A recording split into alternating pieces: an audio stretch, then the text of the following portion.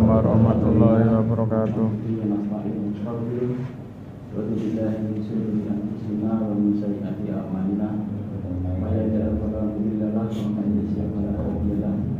Asyhadu an la ilaha illallah wa asyhadu anna Muhammadan abduhu wa rasuluh. Terima kasih sebanyak-banyaknya kepada para takmir Mushola Al-Amanah. Puji syukur kehadirat Allah Subhanahu wa taala, saya bisa kembali bertemu bertatap muka dengan semua. Saya mungkin 1 atau 2 kali pernah ke sini ya. Dalam sebelumnya. Alhamdulillah pada pagi hari ini kita bisa bertemu lagi. Ini adalah sebuah takdir Allah, di mana tadi malam saya ditelepon Pak Ali suruh menggantikan beliau karena beliau pas jadwalnya barengan. Tapi alhamdulillah mungkin ini sudah takdir Allah, saya harus berada di sini dan semoga apa yang akan saya sampaikan nanti bisa bermanfaat bagi jemaah semuanya. Pada kesempatan kali ini saya ingin mengenalkan diri mungkin yang belum kenal ya. Nama saya Edi Prayitno, dulu mantan Kristen dari Gereja Pantai Kosta Pusat Surabaya. Nanti kalau yang punya YouTube bisa dibuka di channel Edi Prayitno. Di sana banyak kajian saya soal kristologi. Saya dengan Ustaz Menahem Ali bersama-sama di Yayasan Abdullah Wasyam Foundation. Biasanya saya selalu duet dengan Pak Ali kalau debat-debat dengan pendeta itu. Kemudian kita juga mendirikan Yayasan Pembinaan Mu'alaf At-Tauhid, pusatnya di Surabaya, dan alhamdulillah saat ini kita lagi membangun pondok pesantren di Jombang, di Wonosalam. Di sana ada tanah seluas 3 hektar dan masih dalam proses pembangunan ya. Karena alhamdulillah dananya juga dari para donatur. Jadi di sini saya tidak menggurui dengan soal ilmu Islam karena spesialisasi saya adalah kristologi ya.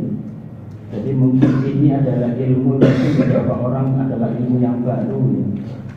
Tapi yang jelas ilmu ini sangat dibutuhkan untuk umat. Karena apa? Karena dengan mempelajari ini saya harapkan jenengan semua bisa membentengi saudara, teman, dan kerabat semua dari pemurtadan. Syukur-syukur jenengan semua bisa mengajak mereka untuk masuk Islam. Itu harapan saya. Dakwah Islam itu bukan hanya kepada sesama Islam. Dakwah Islam itu terutama adalah kepada mereka yang belum mengenal Islam. Itulah sebabnya kenapa kita sering mengadakan diklat-diklat kristologi. Terakhir kemarin kita juga mengadakan diklat di Semarang, kemudian di Trawas, di Lombok ya. Kemudian di beberapa pondok pesantren juga. Tujuannya apa? Tujuannya adalah membekali mereka dengan ilmu yang mungkin belum pernah mereka temukan. Seperti polisi mempelajari ilmu soal kriminologi, bukan berarti kita diajari untuk melakukan kejahatan, tidak. Di sini saya juga akan memberikan pelajaran kristologi, bukan saya mengajak jenengan mau masuk Kristen, tidak juga. Tetapi dengan ilmu ini supaya kita bisa paham dan bisa menjawab kalau ada pertanyaan-pertanyaan kemungkinan dari beberapa rekan atau saudara yang Anda ajak untuk masuk Islam. Biasanya kan lewat dialog. Kita mau mengajak seseorang itu pasti pertama lewat dialog. Dia pasti membantah. Di sana terjadi dialog.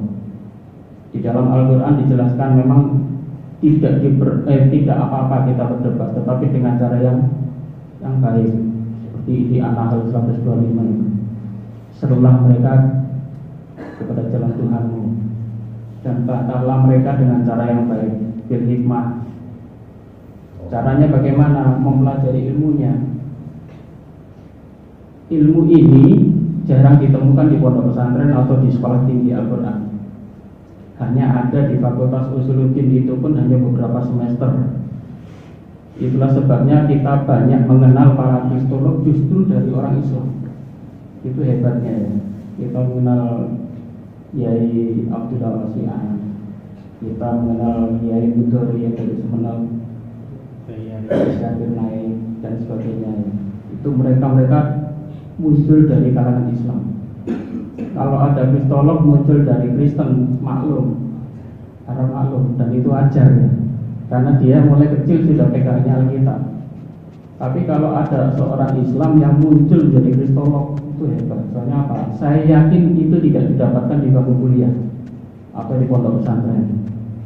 Pasti dia belajar secara otodidak. Itulah sebabnya kalau Ustaz mau kita menjadi kristolog ya wajar, karena mantan pendeta. Saya dulu calon pendeta. Saya sudah sekolah Alkitab, sudah belajar di sekolah tinggi Alkitab. Alhamdulillah di tengah-tengah jalan saya mualaf. Alhamdulillah. Jadi saya ingin membuat topik ini. Topik ini sebetulnya topik yang biasanya yang ya banyak dipertanyakan. Apakah Yesus itu Tuhan atau tidak? Dalam sebuah agama itu yang utama adalah siapa yang akan disembah. Itu dulu. Kalau sudah ketemu siapa yang disembah, belakangannya sudah enak. Tetapi sampai hari ini orang Kristen sendiri memandang Yesus itu siapa, itu sampai hari ini terjadi perdebatan antara Trinitas dengan Oneness. Sekarang muncul lagi Oneness, kemudian Saksi Yehova, kemudian dari gereja-gereja apa itu? Ini mic-nya tidak keluar. Enggak. Luar sini. Soalnya dakwah kristologi itu dakwah yang tidak populis ya. Seringkali saya kajian itu malah dilarang kok malah. Baik, kita lanjutkan. Apakah Yesus itu Tuhan atau tidak? Sesama Kristen sampai hari ini itu masih kebingungan. Ada yang mengatakan Yesus itu Tuhan. Kalangan Oneness dipelopori oleh pendeta Joshua Tewu, dia mengatakan bukan. Dia bahkan mendirikan kelompok sendiri yang namanya Oneness. Joshua Tewu dipecat dari gereja Bethel Indonesia. Padahal beliau dulu adalah seorang Trinitas, pendeta besar sekolah tinggi, bingung soal Tuhannya. Akhirnya mendirikan aliran sendiri yang namanya Oneness. Saksi-saksi Yehova yang keliling-keliling itu juga seperti itu, mengatakan Yesus itu hanya Tuhan kecil, Tuhan bukan Tuhan Allah. Yesus itu hanya sebagai nabi. Jadi kita harus hati-hati. Tidak semua Kristen itu menganggap Yesus itu Tuhan. Yang keliling-keliling kemudian yang bagi-bagi voter-voter, ikon-ikon, simbol-simbol Kristen di jalan-jalan itu adalah Kristen saksi Yehova. Kalau didatangi mereka, jenengan pasti ditangkap, ditanya nomor HP dan sebagainya. Itu nanti pasti diinjili. Dan tujuan utama mereka menyesatkan umat Islam, pertama dia mengatakan Yesus bukan Tuhan. Bahkan semua nabi-nabi Islam dia akui, dia pura-pura. Itulah sebabnya kita wajib hati-hati. Beberapa bulan yang lalu bahkan muncul seorang pendeta yang pakai kopiah, pakai Yosua Yasin. Bahkan dia mengatakan di dalam khotbah-khotbahnya dia sudah memurtadkan para takmir masjid, para kiai, ustadz dengan cara apa? Dengan menggelar Natal bersama. Jadi kita hati-hati. Pagelaran Natal bersama itu biasanya mereka ciptakan untuk menjalin semacam itu. Ustadz Menakem Ali sudah sering sini ya? Pasti ini udah paham ya. Jadi langsung materi saja biar nggak panjang. Materi saya panjang nanti kalau nggak selesai biar disebarkan lewat ini sudah saya kirim ke takmir ya, nanti bisa dikopi ya. Pertama ini kitab sucinya, nanti mungkin saya akan menerangkan beberapa ayat-ayat di sini supaya dengan paham dulu bahwa perjanjian lama itu ya, yang sebelah kiri ada 1-2 itu. Semua perjanjian lama ini adalah kitab sucinya orang Yahudi yang dinamakan Tanakh itu. Taurat, Nevi'im, dan Ketubim 100% di copy paste diakui menjadi kitab perjanjian lamanya orang Kristen. Itu semua ini kitabnya orang Yahudi, dua-dua ini. Dan kitab itu sampai hari ini masih dipakai. Kemudian kitab Injil itu hanya 4 itu, kecil itu, dan bukunya tipis. Saya tidak bawa ya, tipis. Ada Matius, Markus, Lukas, Yohanes, itu Injil 4. Aslinya Injil itu bukan hanya 4, ada puluhan, sekitar 27 lebih. Injil tidak pernah ditulis oleh Yesus. Ini dicamkan ya, Yesus tidak pernah menulis Injil, satu ayat pun. Injil ini muncul setelah 60 tahun Yesus tidak ada.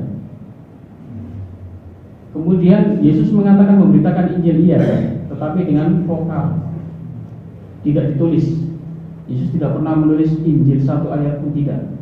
Semua kitab itu yang menulis adalah para pengikut. Jadi pengikut itu 60 tahun, bayangkan. Kalau 60 tahun ingatannya kan sudah bagaimana ya. Nah itu ada 27 lebih kitab Injil di zaman itu. Kemudian di sebuah konsili diputuskan hanya 4 Injil itu saja. Itu pun banyak kontroversi sampai hari ini. Kemudian Rasul Paulus menulis surat-surat. Ini surat Paulus banyak itu.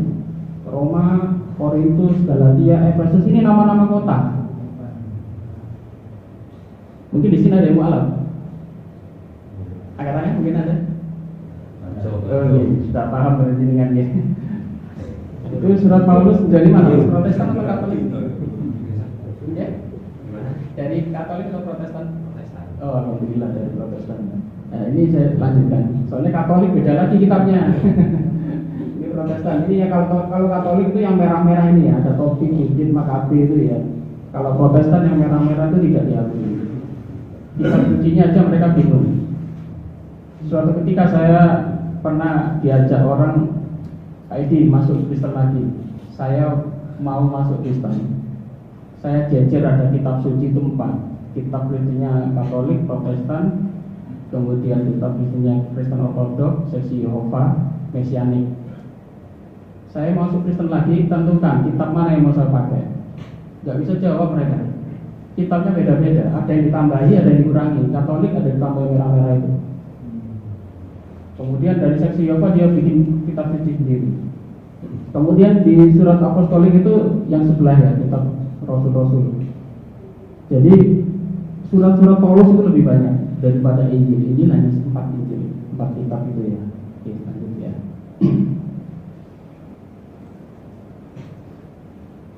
Apa yang biasanya ini pertanyaan, apa yang membuat Anda percaya bahwa Yesus itu Tuhan? Nah, Tuhan Yesus karena satu, Yesus itu anak Tuhan. Yesus melihat Bapa. Kemudian yang ketiga, aku dan Bapa adalah satu. Ini jawaban-jawaban umum ya. Dengan kalau bertanya pada orang Kristen pasti jawabannya itu. Kemudian Yesus hakim yang adil. Kemudian Yesus adalah Sang Firman. Dia sering mengatakan itu, bahkan sering mengutip-utip ayat Al-Quran itu, bahwa Yesus adalah Sang Firman. Kemudian nomor 6 adalah mujizat. Yesus bisa melakukan apa saja, bermujizat, bisa menghidupkan orang mati. Kemudian kelahirannya dari roh Allah atau roh Allah, rohullah. Di dalam Al-Quran banyak ini di situs-situs untuk menyamakan bahwa kelahiran dari roh Tuhan atau roh Allah. Kemudian Yesus itu penyelamat. Yesus itu Alfa dan Omega. Yesus itu duduk di sebelah kanan Allah atau Allah. Yesus bisa mengampuni. Yesus dipanggil Tuhan. Kemudian Yesus Maha Tahu. Kemudian Yesus penebus dosa waris dan kebangkitan terakhir. Nanti mungkin materi saya kalau nggak sampai selesai itu nanti materinya sudah saya copy, jadi bisa minta ditakmir. Kemudian saya lanjutkan, Yesus itu anak Tuhan. Apa betul sih Yesus itu anak Tuhan? Nah, ini ada yang lucu ini. Ketika seluruh orang banyak itu melihat Yesus dibaptis, salah seorang melihat pintu surga terbuka dan ada apa? Roh Kudus turun katanya. Pertanyaannya adalah siapa yang bisa melihat langit terkoyak dan siapa yang mendengar suara Allah itu? Apa semua orang bisa melihat saat Yesus saat itu Yesus masih belum punya murid. Ingat ya, ini baptis.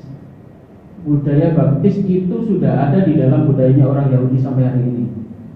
Budaya baptis itu Kristen mengcopy paste dipakai untuk orang Kristen sampai hari ini. Sebetulnya budaya baptis itu sudah ada di zamannya Yahudi, bahkan sampai hari ini, yang dinamakan mikvah. Mereka selalu melakukan pembaptisan diri. Sebelum masuk ke hari Sabat dia baptis, sebelum dia menikah baptis, sebelum masuk ke masa remaja dia baptis. Wanita yang habis bersuci pun baptis. Setelah berhubungan badan pun berbaptis. Kalau dalam Islam kita mandi, ya itu ditradisikan oleh Islam. Tetapi tradisi Yahudi ini di copy paste sama Kristen dinamakan baptis. Ingat, baptis itu bukan milik Kristen sebetulnya. Awal-awal baptis itu tidak pernah menceritakan bahwa seseorang dibaptis itu percaya pada Yesus sebagai Tuhan, ya. Yesus dibaptis karena apa? Karena Yesus melakukan ritual tradisi Yahudi. Sebelum Yesus menjadi nabi, dia dilantik, dibaptis dulu. Baru setelah itu dia pergi mencari murid dan melakukan mujizat-mujizat itu. Sebelumnya Yesus tidak dikenal. Karena Yesus adalah keluarga dari tukang kayu biasa dan banyak orang tidak mengenal dia. Setelah dia dibaptis, baru dia menjadi nabi. Jadi baptisan Yesus ini tidak waktu itu tidak Yohanes atau Nabi Yahya waktu membaptis Yesus itu tidak dikatakan bahwa Yesus itu sebagai Tuhan, enggak. Kalau di dalam kitab suci mereka dikatakan bahwa setelah Yesus dibaptis ada Roh Kudus turun, ada burung merpati turun, itu omong kosong tadi.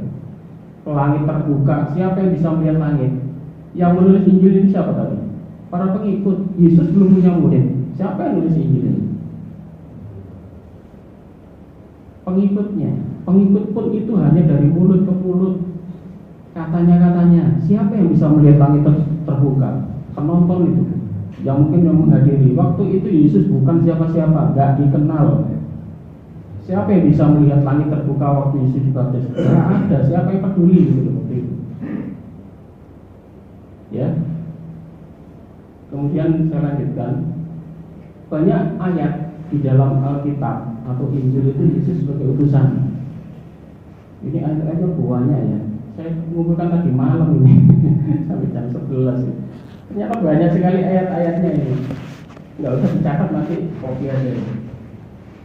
Dengan kalau mungkin mau belajar mempertobatkan orang Kristen bisa pakai ayat-ayat ini ya. Ini saya ambil dari Injil, tapi yang sudah saya sampaikan tadi semuanya Injil. Dalam memandang Injil, ingat ya, tidak boleh kita 100% menolak. Kemungkinan di dalamnya juga ada tulisan-tulisan yang benar. Karena apa? Karena waktu itu kan tulisan-tulisan para pengikut. Kemungkinan apa yang dikatakan waktu Yesus khotbah atau apa ditulis itu mungkin benar.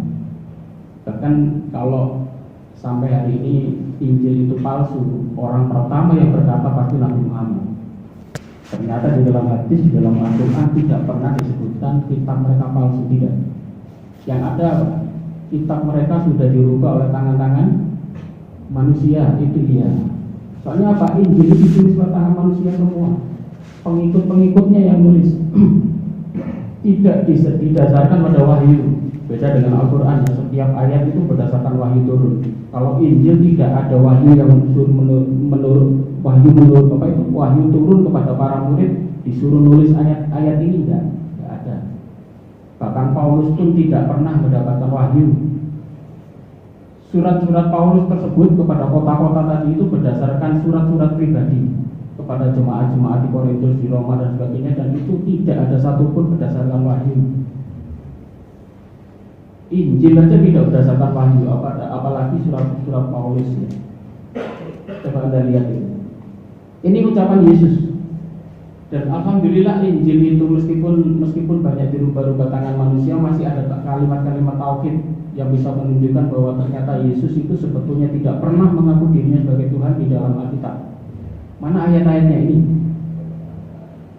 Yesus mengaku dirinya sebagai utusan. Injil Matius, contoh ini. Barang siapa menyambut kamu, ia menyambut aku, dan barang siapa menyambut aku, ia menyambut dia yang mengutus aku. Ini ucapan Yesus.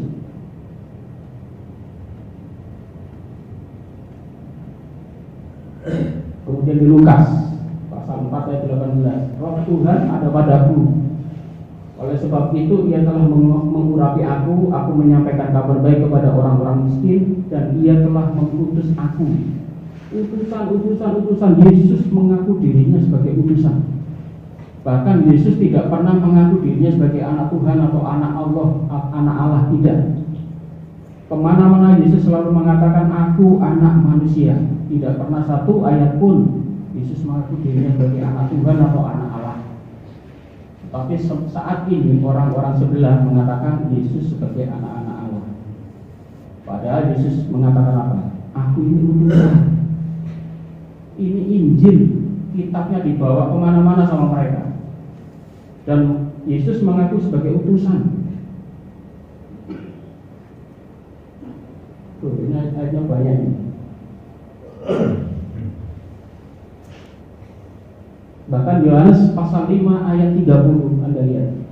Aku tidak bisa berbuat apa-apa dari diriku sendiri. Aku menghakimi sesuai dengan apa yang aku dengar, dan penghakimanku adil sebab aku tidak menuruti kehendakku sendiri, melainkan kehendak Dia yang mengutus aku. Bayangkan, kalau Yesus bermujizat, kalau Yesus bisa menyembuhkan orang sakit, kalau Yesus bisa menyembuhkan orang mati atau membangkitkan orang mati, semua yang dia lakukan adalah, Yesus mengatakan apa? Aku tidak bisa berbuat apa-apa dari diriku sendiri. Bahkan ada yang mengatakan Yesus nanti menghakimi.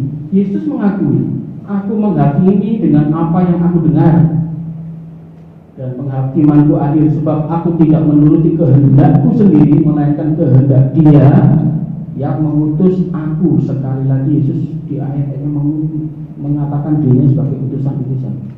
Yesus tidak pernah satu kali pun menganggap dirinya sebagai Tuhan, apalagi Allah. Tidak ada. Itulah sebabnya Ustaz Mokoginta sampai mengadakan sayembara waktu itu. Kalau ada ayat Yesus mengaku sebagai Tuhan, dikasih mobil BMW ya. Almarhum Ustaz Mokoginta itu dulu sering ya dengan saya sampai akhir hayatnya itu. Dan alhamdulillah beliau meninggal di dalam masjid waktu sholat. Setelah sholat waktu itu bulan puasa, meninggal yang sangat bagus sekali Ustaz Mokoginta. Dan ini ayatnya masih ada banyak. Ini yang saya ketahui saja dulu, yang saya kasih merah-merah itu hanya utusan. Semuanya mengatakan utusan. Kemudian yang lain, Yesus disebut sebagai apa? Nabi atau Rabi. Para murid-muridnya waktu itu menyebut beliau adalah Nabi atau Rabi. Kalau Yesus itu Tuhan, orang pertama yang menyebut pasti para murid. Bahkan ibunya mungkin waktu itu sudah menyembah Dia. Tetapi kita tidak menemukan satu ayat pun Bunda Maria itu menyembah Yesus sebagai Tuhan, tidak ada. Bahkan para murid-muridnya itu memanggil beliau bukan Tuhan, tetapi apa? Tuhan. Rabi, Nabi. Nanti ada ayat-ayat memanggil Tuhan ya. Nanti saya jelaskan. Sebutan Tuhan itu sebetulnya terjemahan dari bahasa Yunani. Kitab suci Perjanjian Lama 100% berbahasa Ibrani. Kitab suci Perjanjian Baru seluruhnya berbahasa Yunani. Ini yang aneh. Yesus itu berasal dari Israel, dari Palestina. Bahasa ibunya adalah Aramaik. Tetapi kitab suci yang ditemukan, manuskrip tertua itu berbahasa Yunani. Siapa yang menulis berarti? Padahal Yunani itu di Eropa sana.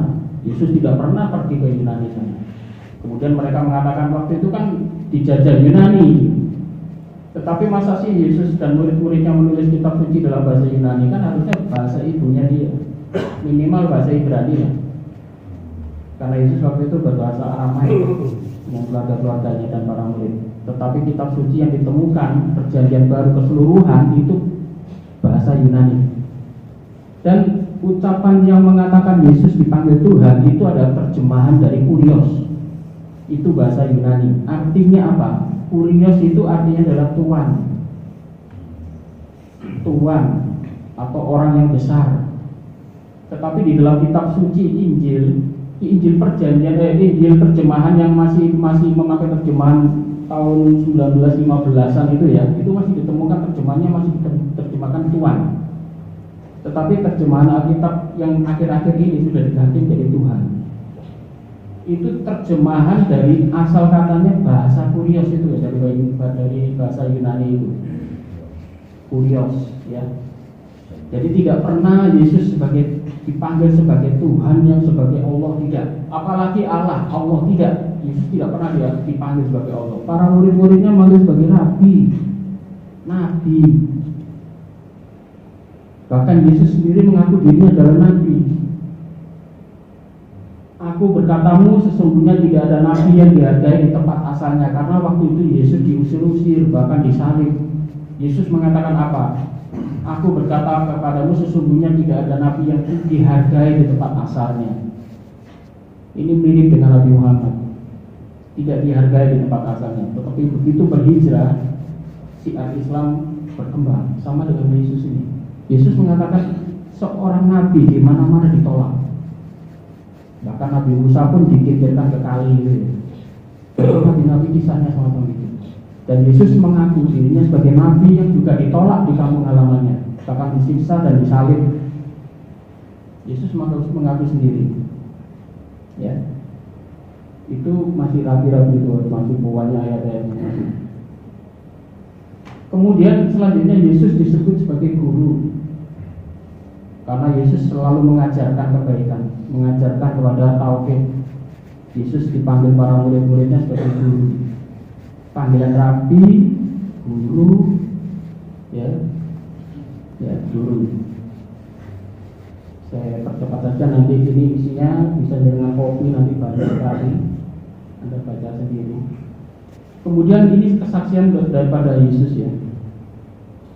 Bapa itu lebih besar daripada Yesus. Terakhir saya debat kemarin dengan pendeta Hendritan di Jogja, dengan teman-teman dari At-Tauhid. Ya. Mungkin Anda lihat video saya itu. Hendritan kan menyamakan Yesus itu adalah Allah.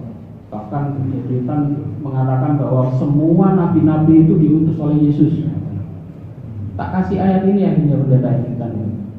Coba Bapak baca Yohanes 14 ayat 28. Saat itu saya tanya, Pak Hendritan, apakah Yesus dan Allah Bapa itu setara? Iya, setara.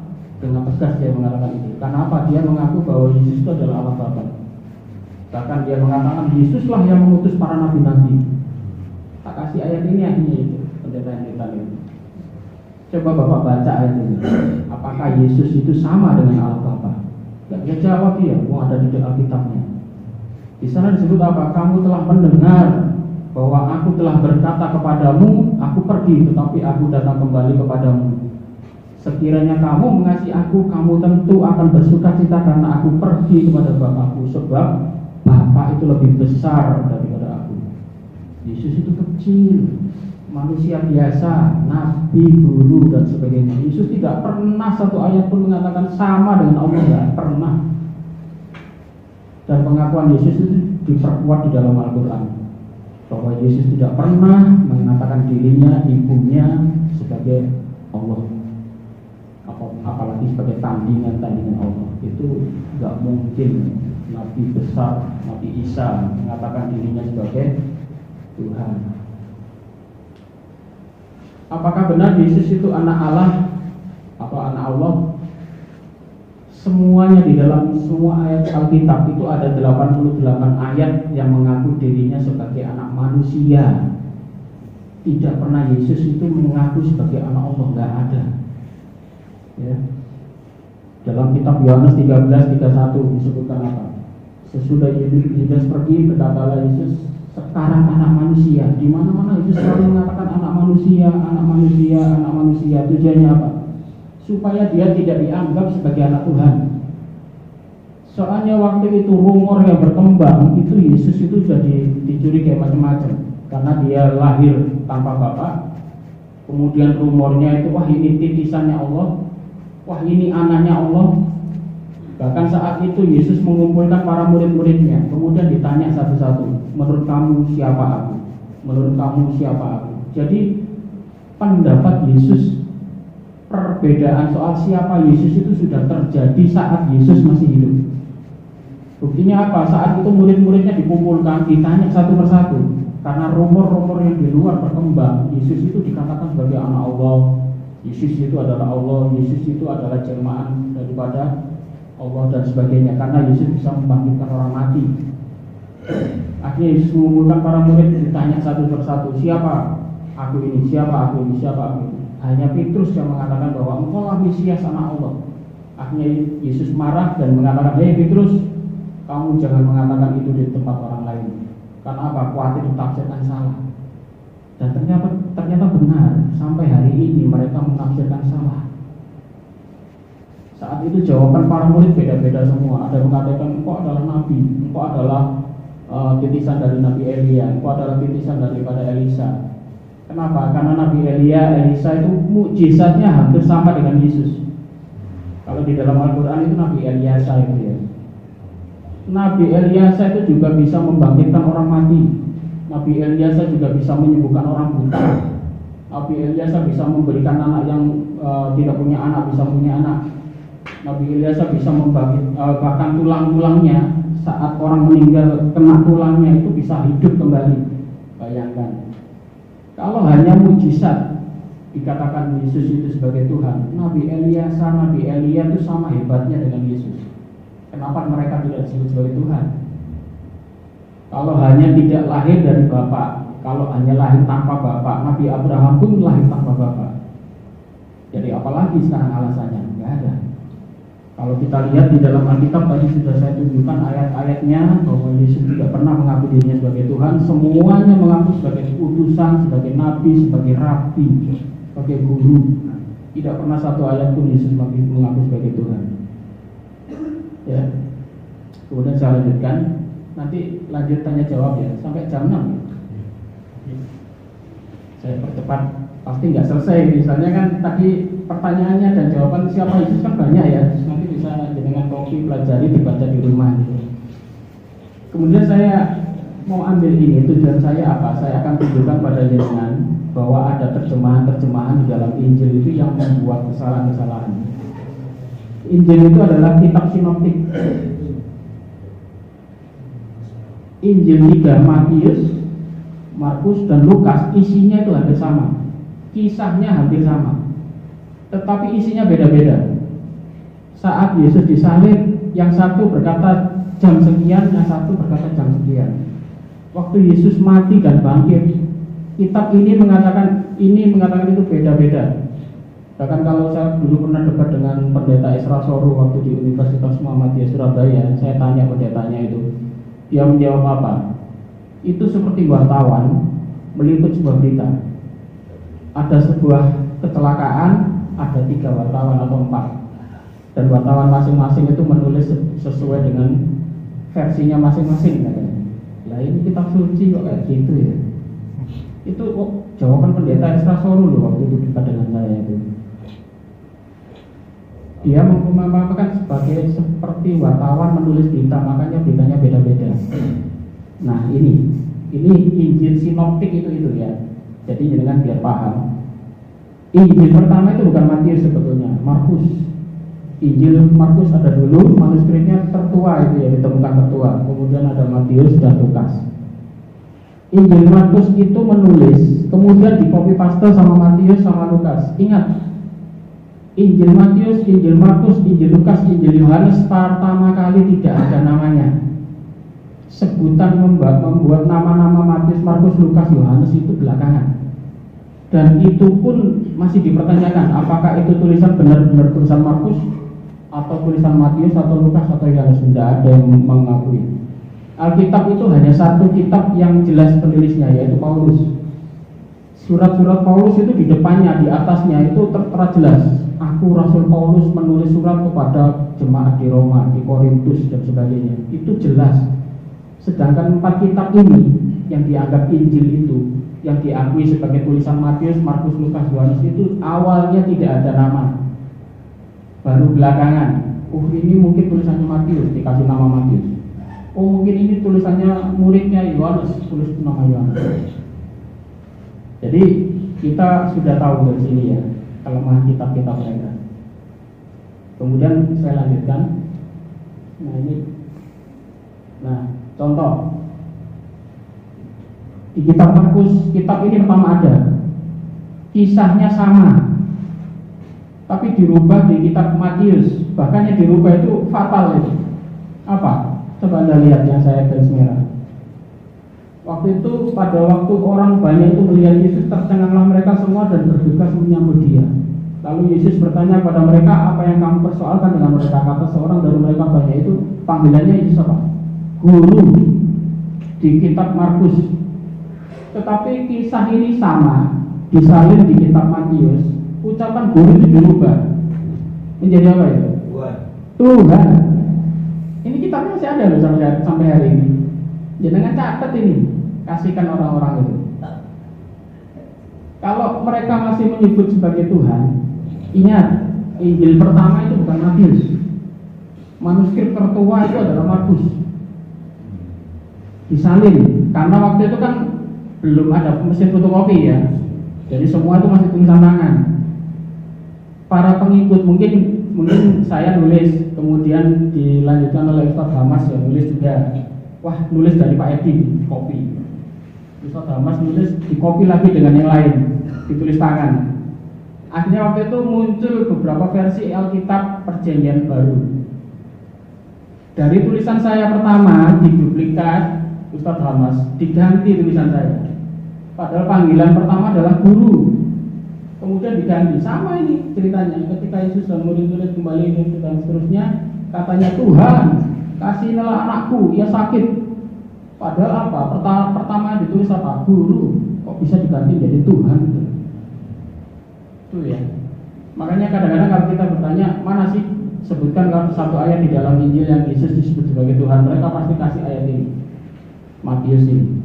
Ya dengan sekarang sudah saya kasih tahu, ya dengan bisa jawab sekarang. Ternyata ini adalah duplikat dari kitab Markus. Dulu asalnya adalah guru diganti menjadi Tuhan. Kemudian lanjut lagi. Kata Petrus kepada Yesus, Rabi, panggil Rabi. Betapa bahagianya kami berada di tempat ini dan seterusnya. Diduplikat di kitab Matius, diganti apa ya? Tuhan. Lagi-lagi diganti loh. Markus ini yang pertama dia nulis, kemudian diduplikat. Kisahnya sama, persis sama, kejadiannya sama, ditulis sama. Tapi panggilan Rabi itu diganti menjadi Tuhan. Ini lagi, Markus. Panggilan guru diganti menjadi Tuhan lagi. Ini beberapa contoh ya, itu sebetulnya di Alkitab masih banyak ayatnya seperti itu. Ini saya kasih contoh sedikit saja. Ini bisa Anda jadikan catatan, Anda catat ini. Kalau Anda ingin menyadarkan saudara atau teman yang sekarang murtad atau masuk agama sebelah, kemudian Anda mau mengajak mereka masuk Islam, kasih ayat-ayat ini. Kasihan mereka tersesat ya, dakwahlah. Paling tidak sudah menggugurkan kewajiban kita menyeru pada mereka dakwah. Dakwah itu kita nggak usah nunggu kita masuk pondok pesantren, dipanggil kiai, panggil ustadz baru berdakwah, tidak. Berdakwah itu bisa dilakukan oleh siapa saja. Untuk mengajak seseorang masuk Islam. Setelah masuk Islam baru dibina oleh para guru-guru, para ustadz, para asatidz. Tugas kita hanya mengajak mereka saja. Paling tidak setelah kita meninggal besok, kita sudah melaksanakan perintah di dalam Al-Quran, serulah mereka. Kalau sampai kita mati tidak pernah menyeru kepada mereka, bagaimana pertanggungjawaban kita di hadapan Allah? Apalagi para takmir, imam di sini. Apakah kalian sudah pernah mendakwai orang-orang yang belum mengenal Tuhan, mengenal Allah? Jangan sampai jawabannya tidak ya. Sekarang sudah ada media, ada WA, ada YouTube. Pakai media itu. Mungkin ada saudara, teman dan sebagainya yang masih belum mengenal Allah, belum mengenal Islam, kenalkan Islam. Paling tidak diajak dialog ringan-ringan lah gitu. Kemudian dengan kalau sudah terlibat dalam perdebatan, dialog, debatlah dengan yang baik, dengan hikmah, jangan marah. Hidayah itu dari Allah. Saya dulu debat dengan teman muslim itu 1 tahun. Saat itu saya ingin mengkristenkan dia, karena waktu itu saya sudah sekolah tinggi Alkitab. Syarat saya bisa lulus nantinya waktu saya di wisuda, itu syarat utama saya harus bisa memurtadkan minimal 1 orang, dan itu dibuktikan dengan fotokopi KTP. Bahkan di gereja saya dulu itu ada reward dipampang di etalase, dapat 2 jiwa hadiahnya ini, dapat 3 jiwa hadiahnya ini, sampai sepeda motor loh hadiahnya. Syaratnya hanya fotokopi KTP, oh ini dari Islam, dibaptis. Paul Zhang dulu, teman saya di gereja, Paul Zhang yang sekarang lari di Jerman itu, satu gereja dia ada dengan saya dulu. Paul Zhang itu sebelum dia ke Jerman, menemui saya di Surabaya itu 3 kali. Waktu itu dia ketemu dengan Ustaz Moko Ginta, ketemu dengan Bapak Yudi Mulyana, kemudian bertemu dengan Bapak Halimah Makrus itu ya, yang meninggal di Bali kemarin murtad lagi itu. Halimah Makrus yang dulu dikejar-kejar FBI itu, yang mengatakan air zam-zam dari PDAM gitu. Itu kan pernah kita Islamkan dulu waktu itu. Karena waktu itu dikejar-kejar FBI, kita Islamkan, dia bersadar, ada videonya kan. Kemudian didatangi Paul Zhang, dikristenkan lagi dia. Karena apa? Karena saat itu dia pertaruhkan apa? Dia udah kartu baptisnya itu belum dihapus. Sembako dia tunjukkan pada saya itu masih dari gereja. Saya beberapa kali ke rumahnya Kak Halimah Makrus. Karena apa? Karena rumahnya itu yang kontrakkan juga kami. Kita kontrakkan dari Yayasan Abdullah Wasi'an waktu itu, didanai oleh Bapak Masud. Beberapa kali kita ke rumahnya, bahkan dia setiap kita ada dialog di Universitas Surabaya waktu itu kan kita jadikan moderator itu, kalau dengan lihat videonya itu Pak Halimah Makrus itu. Kemudian didatangi oleh Paul Zhang, dirayu-rayu, dikasih duit, dibaptis. Saya dikirimi videonya sama Paul Zhang, Edi, ini Halimah Makrus sudah murtad lagi ya kan. Waduh iya murtad. Akhirnya dibawa lari ke Bali. Ya sama kisahnya seperti dengan NKC itu hampir sama itu, lari ke Bali semua kan. Itu satu link itu. Paul Zhang, Saifuddin Ibrahim, linknya sama. Setelah dia mengajak orang-orang minimal, orang yang pernah menjadi Islam, untuk dijadikan apa? Untuk dijadikan ombak di depan untuk mengajarkan Islam. Akhirnya mereka tercipta kan, seperti Saifuddin Ibrahim. Kemudian sekarang dia membina Sofiatul itu yang perempuan itu yang katanya mantan Islam. Kemudian NKC, dan sekarang muncul yang baru ini adalah Muhammad Yasin. Sekarang masih bergerilya itu, memberkatkan orang-orang. Linknya sama, hampir sama, semua cara-cara mereka sama. Jadi kalau kita tidak waspada, kita tidak hati-hati, mereka selalu bergerilya, bahkan dia mencari jiwa. Sementara orang Islam sendiri merasa sudah mayoritas, sudah nyaman, tidak mikir itu. Sementara mereka di tiap gereja, bahkan di tiap jemaat, 1 orang itu minimal harus bisa mengajak orang lain masuk Kristen 1. Itu wajib. Dan itu ada seruan agung, jadikan seluruh manusia itu menjadi muridku. Itu seruan agung oleh mereka. Makanya sekarang media massa ini ya, kalau jenengan lihat TikTok, YouTube dan sebagainya, orang-orang Kristen ini luar biasa.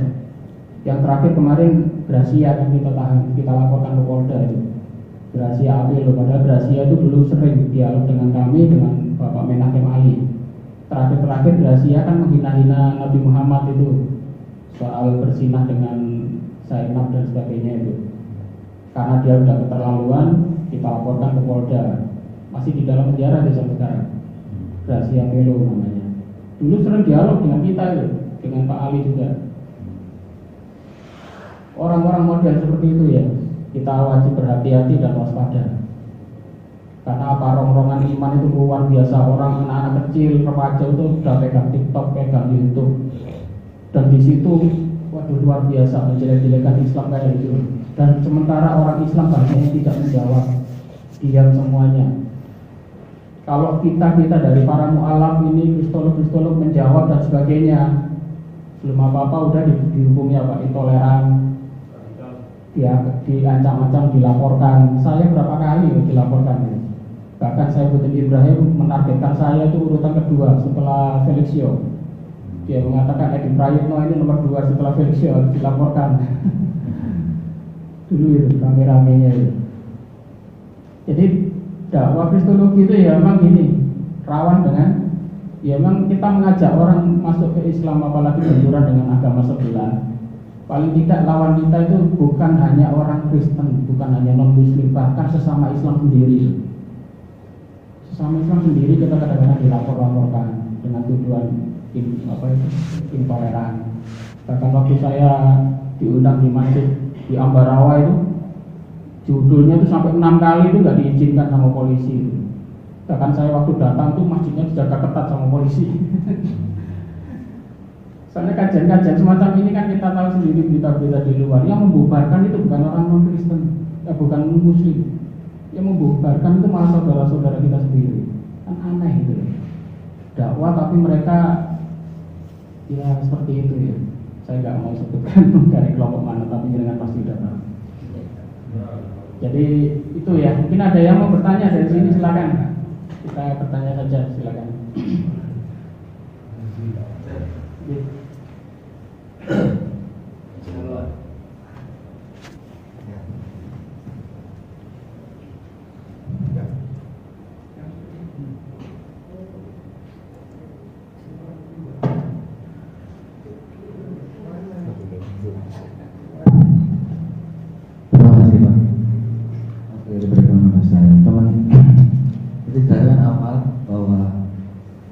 Kitab agama Kristen itu masih dibaca dalam tempat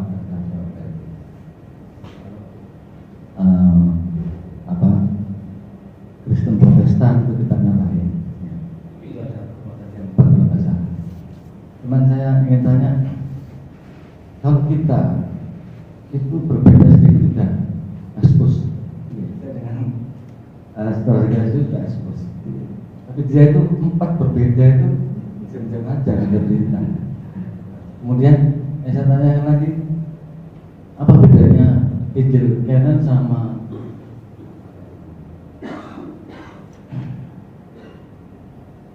Apokat? Ya, kasih Apokat sama Apokat sama Canon. Itu apa juga termasuk dari 4 tadi? Ya, makasih. Makasih. Di sini saya katakan tadi bahwa kitab mereka itu sebetulnya banyak, dan dalam sebuah konsili mereka memutuskan kitab ini yang Injil, kitab ini yang tidak, kitab ini dikanonkan, kitab ini yang tidak dikanonkan. Dan tidak dikanonkan itu adalah Injil-Injil apokrif. Sementara yang menilai itu semua manusia. Bahkan di dalam konsili pun itu kita tahu, konsili tahun 325 itu kan perdebatan antara kaum Unitariannya Arianus dan juga kelompok Trinitas. Kristen awal itu belum mengenal Trinitas. Mereka masih menganggap Yesus itu sebagai nabi, rabi dan sebagainya, dan mereka menganggap bahwa ada Allah Bapa Allah. Perkembangan Trinitas itu di Yunani atau di Roma, karena di sana kan ada dewa-dewa pagan-pagan itu. Mereka mengaku banyak dewa, punya anak, Isiris, bahkan kisah-kisah Yesus itu sama dengan dewa-dewa dari Yunani. Bahkan tanggal lahirnya pun 25 Desember, lahir dari anak perawan sebagai anak Tuhan. Itu kepercayaan seperti itu sudah ada di dalam Romawi jauh sebelum Yesus ada. Itulah sebabnya mereka akhirnya waktu itu di konsili 325, kelompok Arianus atau Unitarian itu kan kalah dalam sebuah voting. Bahkan akhirnya mereka pengikut-pengikutnya itu ditangkapi, kitab-kitabnya dibakar. Kitab-kitab yang mengatakan bahwa Yesus itu sebagai nabi, Allah itu satu-satunya yang disembah, itu akhirnya kitab-kitab mereka dibakar. Yang dijadikan kitab Injil akhirnya yang pro Trinitas. Oh, ini ada Allah Bapa, Allah Anak, ada Roh Kudus. Ini, oh berarti ini Injil. Dimasukkan Matius, oh ini dikanonkan. Dikanonkan itu berarti di kitab sucinya diakui dan ditulis dan disebarkan. Oh ini Injil yang apokrif, tidak boleh masuk, singkirkan. Akhirnya ada Injil-Injil apokrif itu banyak sekali yang disingkirkan. Itulah sebabnya kenapa di kisah Yesus Nabi Isa menciptakan burung dari tanah liat, itu tidak ada di dalam Injil ini 4 itu, Matius, Markus, Lukas, Yohanes tidak ada. Itulah sebabnya orang Kristen sering mengolok-olok kita di dalam Al-Quran kok ada Yesus atau Nabi Isa yang menciptakan burung dari tanah liat, padahal itu tidak pernah ditulis dalam Injil. Karena dia hanya membaca 4 Injil itu saja. Sementara kisah itu ada di dalam Injil yang apokrif. Injil Petrus ada, Injil Yakobus, bahkan sampai Injil Barnabas itu kemarin terakhir itu. Jadi kisah-kisah yang tidak tertulis dalam 4 Injil itu kok Al-Quran menulis? Kemungkinan justru dari apokrif itu yang betul. Karena apa? Karena kita meyakini bahwa Al-Quran yang benar kan. Nabi Isa menciptakan burung dari tanah liat pasti pernah terjadi. Kalau Injil 4 itu tidak menceritakan, berarti Injil apokrif ini ada yang menceritakan, ternyata benar. Itu Bapak Menachem Ali punya bukunya. Di sana jelas ditulis bahwa Nabi Isa atau Yesus itu menciptakan burung dari tanah liat di Injil apokrif. Injil apokrif. Itulah sebenarnya orang Kristen yang tidak mengenal Injil-Injil lain, Injil apokrif itu selalu menghina Islam. Al-Quran itu ngawur. Yesus nggak pernah menciptakan burung dari tanah liat. Berarti dia tidak pernah membaca kitab yang lain selain 4 itu. Itu Pak ya. Silakan mungkin ada yang lain. Barangkali ada 2 penanya Pak Cari biasanya. Oh,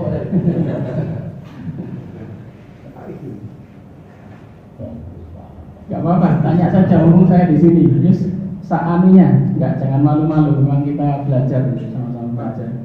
Ya. Mungkin saya tapi nggak tahu. Mungkin yang dikatakan Rabi itu mungkin Maria Robimu. Apakah begitu? Beda. Kalau Robi ya Rob itu Allah itu. Kalau Rabi itu panggilan dari orang Ibrani kepada seorang guru, itu dipanggil Rabi. Itulah sebenarnya sampai hari ini kita akan mengenal rabi-rabi di Israel itu. Ada Rabi Tovia Singer, ada Rabi yang lain itu ya. Panggilan Rabi itu adalah guru besar di Israel. Itu panggilannya Rabi. Rabi nikah.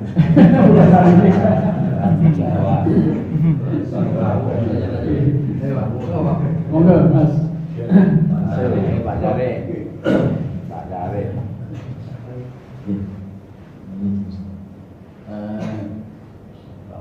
Saya mungkin beberapa waktu yang lalu juga pernah baca konsep soal kata Nabi ya. Konsep itu memang ada di dalam Quran bahwasanya Muhammad itu adalah memang nabi penutupan nabi.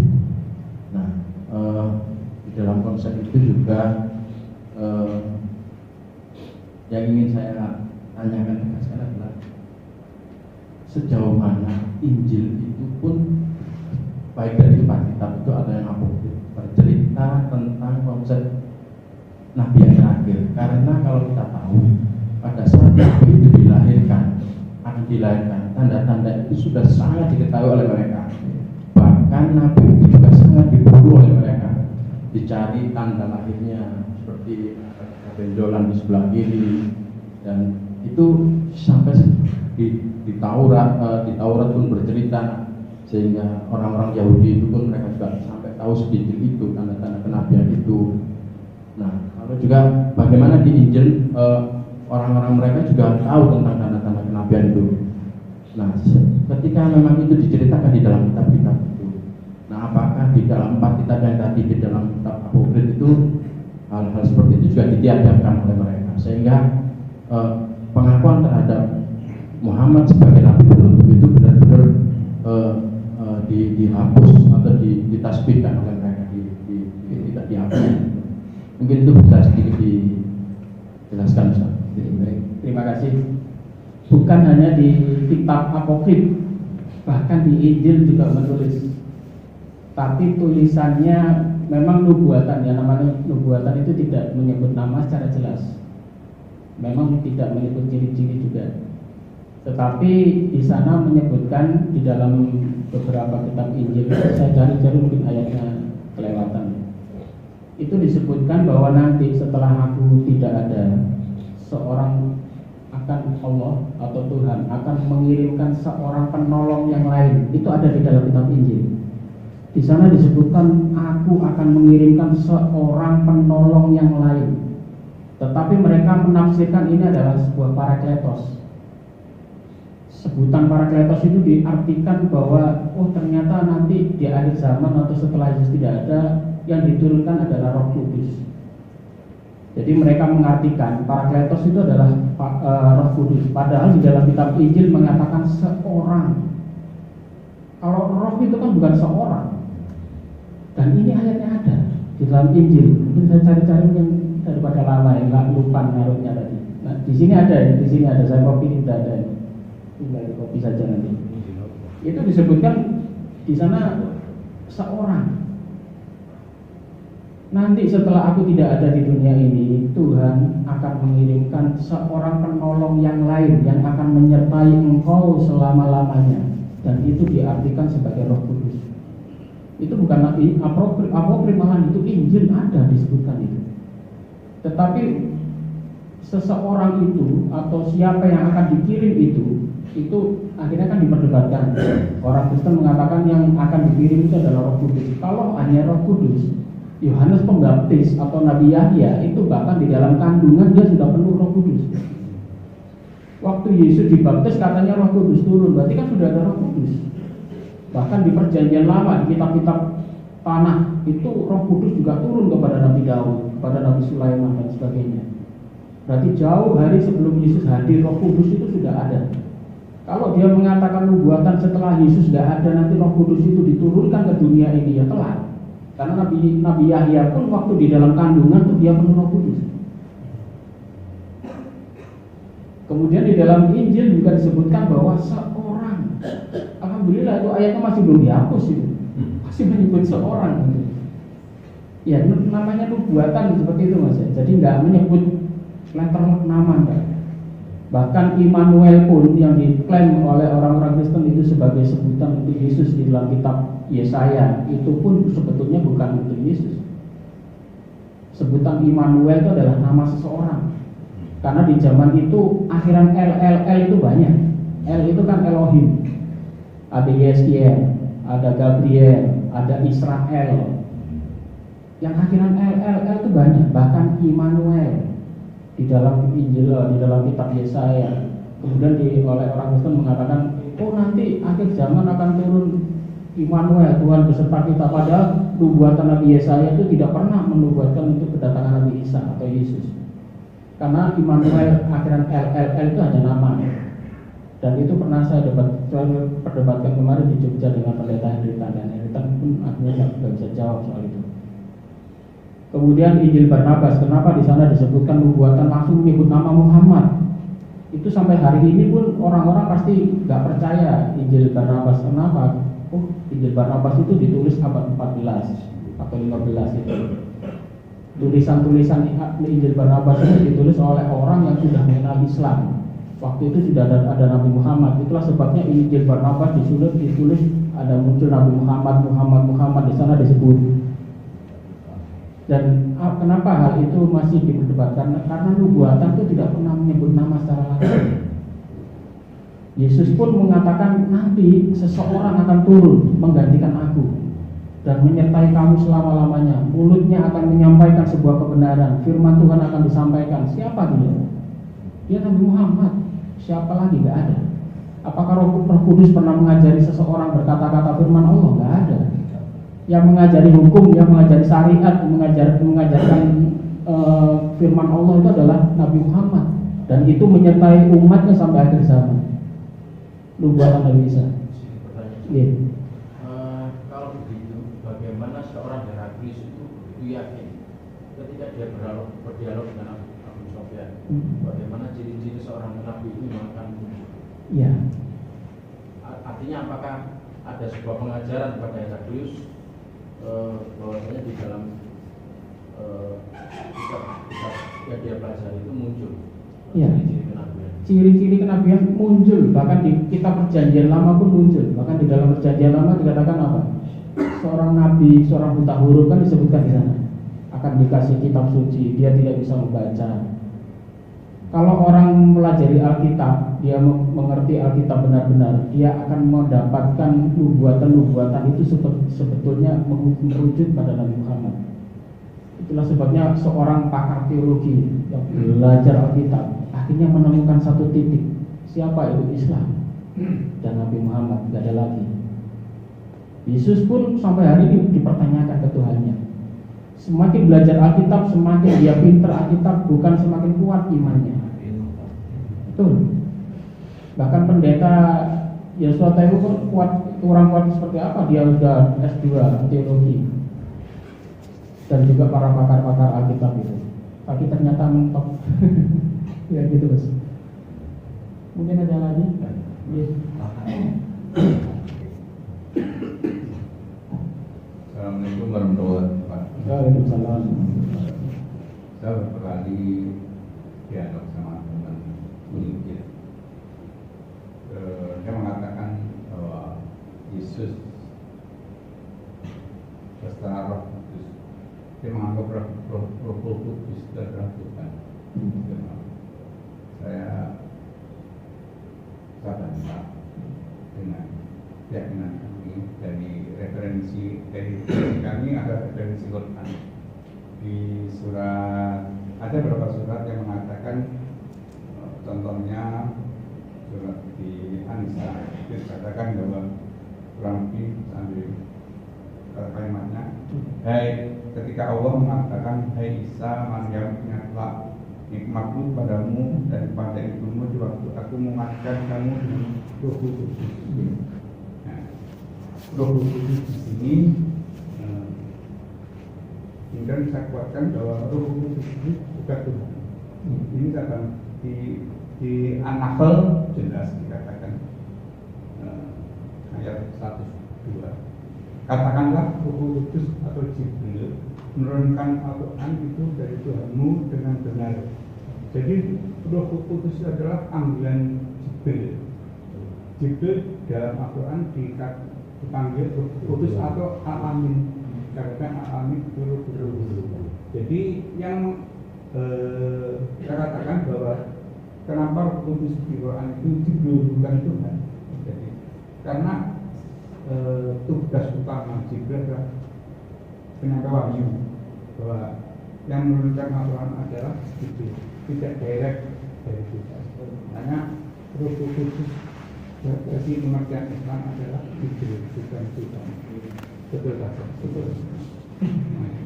Jadi perdebatan antara Trinitas ya, itu sudah tahun 325 Masehi, waktu Konsili Nisea itu memperdebatkan soal Roh Kudus. Waktu itu muncul itu hanya Tuhan itu muncul dua, yaitu Allah Bapa dan Allah Anak. Roh Kudus belum ada itu.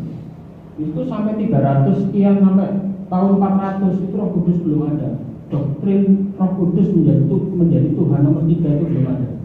Apalagi di zaman Yesus malah nggak ada. Bahkan doktrin Trinitas itu di dalam Alkitab nggak pernah ada ayatnya. Apalagi mengatakan Allah itu ada 3, Allah Bapa, Allah Anak, dan Allah Roh Kudus. Paham itu di dalam Alkitab tidak pernah ada. Sampai hari ini kalau dipelajari Alkitab itu tidak pernah ada ayatnya. Kenapa doktrin ini muncul setelah Konsili Nisea 325 itu? Kemudian mereka menciptakan yang namanya Syahadat Nisea. Syahadat Nisea itu baru muncul. Oh ternyata ada oknum lain yang patut dianggap dia juga sebagai Tuhan. Siapa dia? Oh Roh Kudus. Dasarnya apa? Dasarnya adalah karena Yesus lahir itu dari Roh Kudus. Ibu Maria, Bunda Maria berarti dibuahi karena Roh Kudus.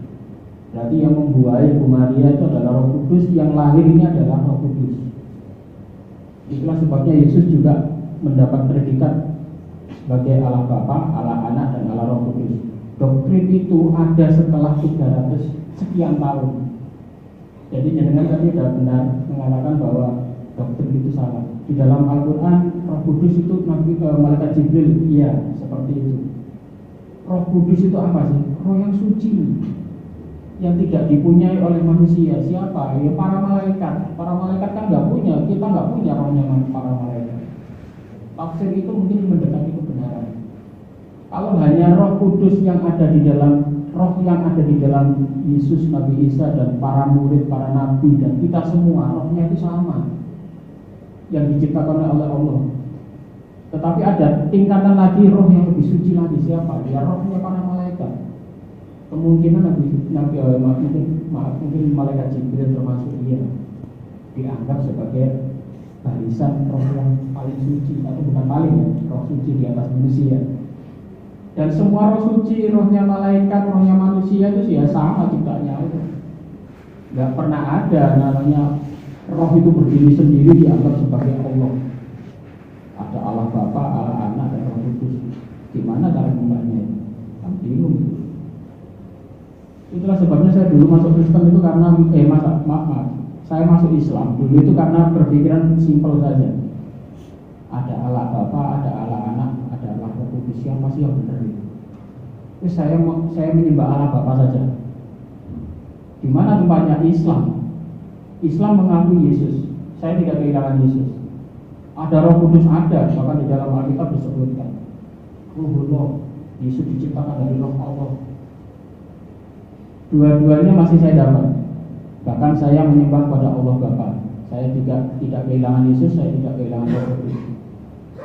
Misalnya apa? Pertimbangan saya, kalau saya mati ternyata sembahan saya menyembah Yesus salah, kan fatal, saya masuk neraka. Terus mending saya menyembah kepada Allah saja, Allah Bapa, bahkan Yesus saja menyembah Allah. Dia sujud, rukuk dan sebagainya menyembah kepada Allah. Ya wis, aku ambil keputusan menyembah. Gitu ya. Konsekuensinya apa? Besar. Pertama, keluarga pasti diusir. Memang jadi mualaf itu bukan hal yang mudah. Itulah sebabnya orang yang melangkah jadi mualaf itu pertimbangannya udah luar biasa. Dia meninggalkan orang tua, meninggalkan sahabat, diusir. Bahkan saya waktu itu kerja pabrik, akhirnya meneruskan kuliah saya di universitas swasta. Alhamdulillah sampai lulus. Dan sampai sekarang pun hubungan dengan keluarga sudah baik lagi. Tapi itu pilihan ya. Makanya saya mendirikan yayasan pembinaan mualaf itu. Saya melihat diri saya sendiri. Saya mendirikan yayasan ini baru 3 tahun, tetapi alhamdulillah saya sudah punya cabang itu hampir 20 di seluruh Indonesia ya. Di Papua ada, Irian, Makassar, Manado. Bahkan di Manado itu alhamdulillah di bulan puasa ini sudah hampir 15 orang mualaf. Di Irian Jaya, itu di Irian Jaya Papua itu pengasuh mualaf sampai ketakutan Pak. Saking banyaknya orang mualaf. Bahkan kemarin itu sampai dilaporkan ke Koramil, ke Polda di Papua itu. Perempuan itu pengurusnya sampai ketakutan bahwa dia telepon saya, Pak ini aku dilaporkan polisi, gak apa-apa, jalan terus. Bahkan dia sudah mewakafkan nyawanya gitu. Aku seakan-akan kalau jalan malam-malam keluar itu panah itu bisa sewaktu-waktu bisa ngancem Pak ini. Ini aja loh Pak. Perempuan lagi janda. Tapi perjuangannya luar biasa ya. Sampai banyaknya mualaf sampai ketakutan. Bahkan yang Manado itu Pak, tadi jangan diekspos ke YouTube ya. Kenapa? Saya takut ini. Manado kan markasnya orang Kristen. Tahun yang lalu di bulan puasa itu hampir 40 orang yang mualaf. Tahun ini sudah bulan ini mulai puasa kemarin sudah 15. Itu laporannya dilaporkan ke saya semua itu. Bahkan di kota-kota yang lain. Kemudian di Jawa sendiri itu para mualaf saya taruh di pondok pesantren di Gunung Kidul. Saya punya pondok di sana. Karena pondok saya yang di Jombang kan belum selesai, masih saya bangun. Itu gratis. Jadi kalau ada mualaf yang mau belajar Islam atau yang ingin pondok gratis silakan hubungi saya. Kita arahkan ke pondok pesantren di Gunung Kidul. Pondok pesantrennya namanya Al-Hadid. Yang punya itu Ustadz Yusuf Ismail, orang Cina, mualaf juga. Orang Jakarta kaya dia. Rela ke pelosok ke Gunung Kidul mendirikan pondok pesantren. Alhamdulillah sudah berkembang sekarang. Begitu besarnya tekadnya itu. Alhamdulillah kita punya para mualaf itu perjuangannya luar biasa. Jadi kalau mau ke pondok sana saya siap mengirim ke sana. Bahkan di Lamongan juga ada. Udah kerjasama dengan kita pondoknya. Bahkan mulai SD sampai SMA kalau ada yang kekurangan atau tidak bisa menyekolahkan anaknya, silakan hubungi saya arahkan ke pondok pesantren di Turi Lamongan, gratis, makannya gratis. Itu sampai sekarang sudah banyak murid-muridnya. Dan alhamdulillah perjuangan ini didukung oleh teman-teman semua, para donatur ya. Saya sendiri tidak punya uang untuk membangun pondok dan sebagainya. Alhamdulillah ini semua juga berkat dari rekan-rekan semua. Saya upload di YouTube, saya tampilkan rekeningnya, dan rekening itu alhamdulillah. Minggu kemarin saya dikasih rumah itu di daerah di belakang Masjid Agung. Besar sekali rumahnya itu jadikan sekretariat. Pak Edi silakan pakai. Saya lihat ke sana itu besar sekali, ada mungkin kamarnya aja banyak. Diwakafkan untuk sekretariat YBM Taufik Jawa Timur katanya. Alhamdulillah, baru mungkin pembukaan besok ini sehabis Lebaran. Gitu ya, mungkin ada lagi. Sudah jam satu aja. Assalamualaikum warahmatullahi wabarakatuh. Waalaikumsalam. Terima kasih Pak Edi. Saya sering mengikuti podcastnya YouTube, termasuk Ustaz Kodedi, Ustaz Manahem, dan Ustaz Suma. Yang saya tanyakan yaitu tentang pelantikan Yesus sebagai Tuhan pada Konsili Nicea 1 325 Masehi, yang mana waktu itu kalau tidak salah yang saya baca di buku saya, kebetulan saya juga banyak buku karangan Ustaz Mogoginta sama Alkitab yang disembunyikan. Di situ ada pelantikan Yesus sebagai Tuhan. Kalau tidak salah itu adalah dari kelompok Trinitas, karena kelompoknya Arianus sudah sebelumnya sudah diusir, dibunuh, sudah banyak yang dibunuh ya. Pada waktu itu kalau nggak salah itu adalah pada waktu rajanya adalah Konstantin.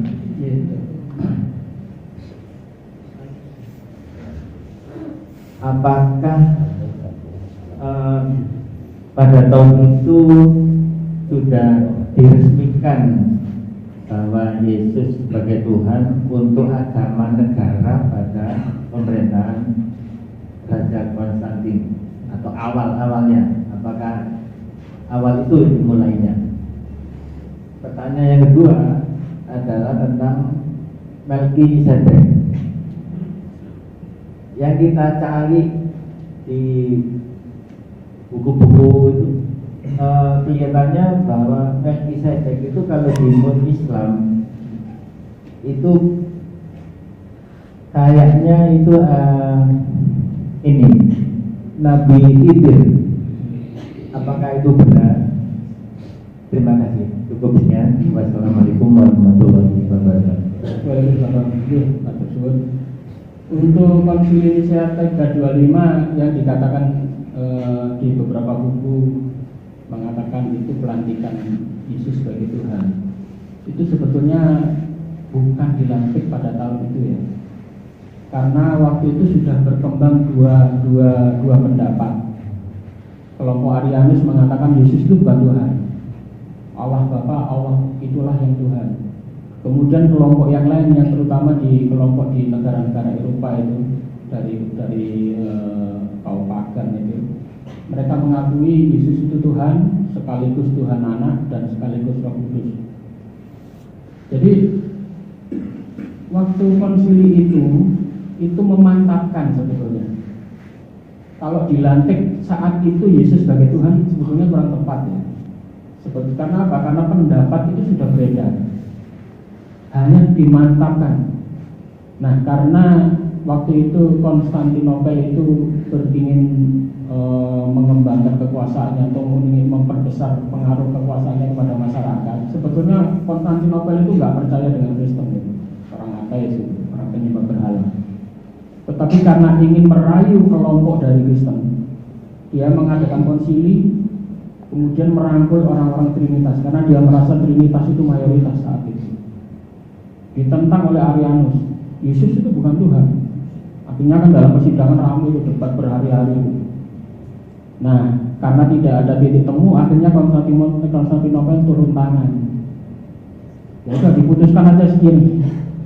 Yesus itu sebagai Tuhan, titik. Akhirnya diciptakan namanya Syahadat Nicea yang harus diucapkan oleh seseorang yang mau dibaptis, namanya Syahadat Nicea. Jadi kalau dikatakan waktu itu Yesus dilantik, itu bukan, sebetulnya kurang tepat kata-kata itu. Harusnya mungkin itu hanya memantapkan atau ingin bahwa pengaruh dari Katolik atau Trinitas waktu itu harus yang itu yang betul gitu. Akhirnya kelompok Arianus kan diperangi, bahkan diusir, bahkan Arianus diasingkan, kemudian buku-bukunya dibakar, pengikut-pengikutnya yang masih bertahan ditangkapi, untuk yang mengikut Trinitas dibebaskan. Nah, waktu itu negara ikut campur tangan, dikeluarkan dekret, kemudian dikeluarkan Syahadat Nisea untuk memantapkan bahwa Yesus itu Tuhan. Jadi mungkin kalimatnya bukan dilantik ya, mungkin hanya memantapkan sekali lagi bahwa Yesus itu Tuhan. Ya mungkin sekarang ini mungkin ada dua kekuatan dalam sebuah agama, kemudian negara itu campur. Nah, yang minoritas pendapat yang kurang itu disingkirkan, karena dia ingin merangkul orang yang mayoritas ini untuk mempertahankan kekuasaannya waktu itu. Itu Pak. Kemudian untuk Melkisedek memang itu sebuah misteri. Karena apa? Karena Melkisedek itu ada yang mengatakan seorang raja, kemudian ada yang mengatakan dia yang tidak berawal dan tidak berakhir. Bahkan itu dikatakan mirip dengan Yesus dan sebagainya. Apakah itu Nabi Khidir? Itu belum ada bukti baik itu buku atau bukti arkeologis yang mendukung itu Pak. Mungkin anggapan-anggapan ada, tetapi secara bukti arkeologis atau bukti-bukti sejarah yang jelas, manuskrip atau apa menyatakan bahwa itu Nabi Khidir, belum bisa ditemukan. Jadi saya nggak bisa jawab apakah iya atau tidak ya. Gitu, mungkin selesai. Terima kasih. Mohon maaf jika ada salah kata. Mungkin kalau ada waktu kita bisa sambung lagi karena materinya panjang.